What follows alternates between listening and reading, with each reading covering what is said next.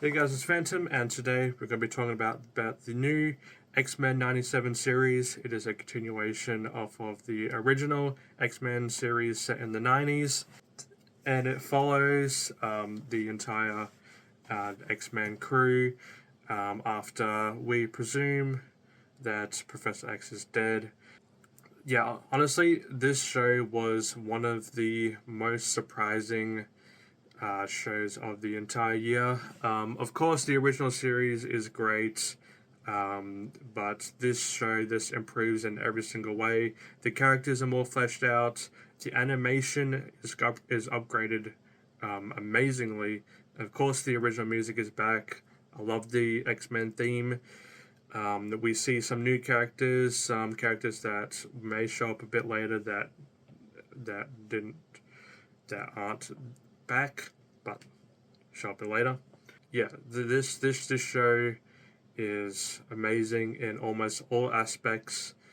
It is, of course, 10 episodes long, and every single episode has their fitting. Apart from episode 4, which I'll get into later. Yeah, this show was just poetry, in my opinion. Had some of the coldest lines, some of the coldest moments, some of the best moments from characters that have been done dirty in the movies, like Cyclops and Rogue. But yeah, this season of television, one of the best of the year, in my opinion. I'll go through each episode, give my thoughts on them. Episode 1, we start off with Cyclops, just absolutely just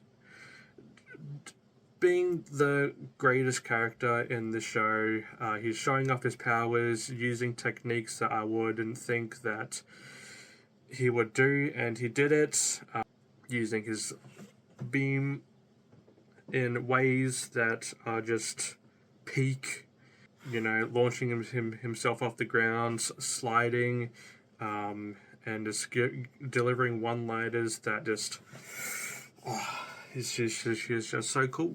And then episode 2, we see Magneto. He is kind of the figure that that Professor X was. He is the new guy. Even though everybody's like, we don't trust you because you're a bad guy. Yeah, we don't like you that much. But obviously, there's some characters that are like, oh, just give him a chance. Like Rogue. Which they have a little thing in the series, which, I mean, was kind of weird, but, it's in the comics, so. But again, this episode is peak. The ending with Storm losing his powers was pretty devastating, not gonna lie. But we see Magneto trying to fight for mutants. This show tackles a lot on discrimination, which in real life discrimination happens a lot with everybody. But yeah, this discrimination with the mutants and the humans was pretty interesting stuff to tackle in this show. Episode 3, we find out that the Jean Grey isn't actually Jean Grey.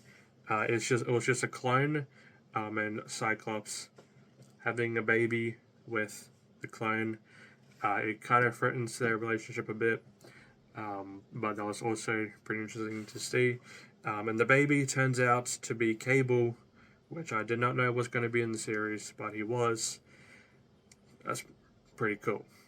But yeah, this episode was just peak. Sinister is the main villain in the entire series, and he kind of manipulated this Jean Grey, and having some interesting fight scenes. It is pretty much close to horror that they can get, and yeah, I love that episode. But then we get into episode 4, which is said it just kind of takes a detour. It is Jubilee's birthday, which was like a pretty cool concept. It was like set in a game, but it was just it was a two-parter as well, with the first part being her birthday, and the second part we see Storm, what she's been up to, and the person that she interacts with, who's trying to get her powers back, which I mean that storyline was better. They should have just cut that out, and just yeah. But that's the only episode that keeps this episode from being a masterpiece, in my opinion. Episode 5, though, just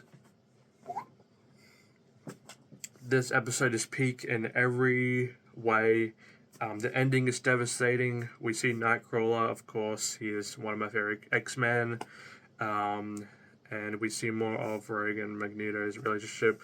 But the ending is crazy. The destruction of Genosha was devastating. And Gambit sacrificing himself, also devastating.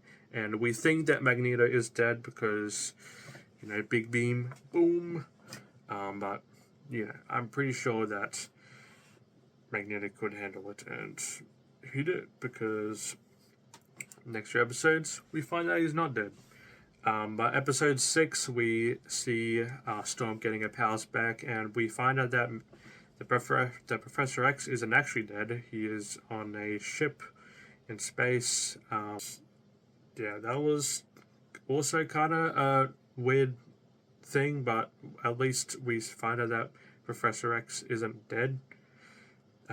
But yeah, episode 7, again, another amazing episode. From then down, cameos after cameos. There's some references to some characters that I was thinking, if they're going to reference that, they're probably going to bring some Avengers, and we see Captain America. We see Rogue disrespecting him by throwing his hammer to the mountains, and I was like, that is just kind of episode. And then from episode 8 to episode 10, it is the 3-parter. We see all the X-Men unite, and all that great stuff. Amazing action sequences. Magneto, of course, being the antagonist that he used. The thing is with Magneto is that he has some great motives, and you kind of know where he's coming from, but you're also like, you could also do it a different way.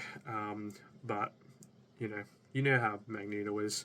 But we see a lot of cameos from a lot of people that was pretty interesting to see. I did not expect them. I was honestly expecting Deadpool to show up at some point, but he didn't. But yeah, the action sequences, episode 9 with Logan being ripped apart because he has metal in him, of course, by Magneto. That was disgusting. That imagery. See a lot of Wolverine moments, which I love. He wasn't really the main focus like he was in the movies. Of course, Cyclops is the leader.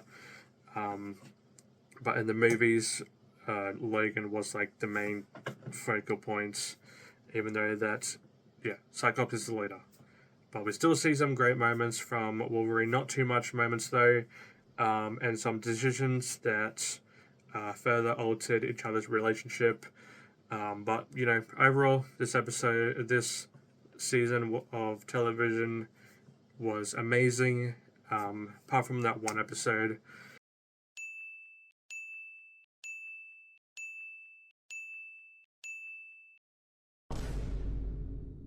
What were your thoughts on it? And have a good one.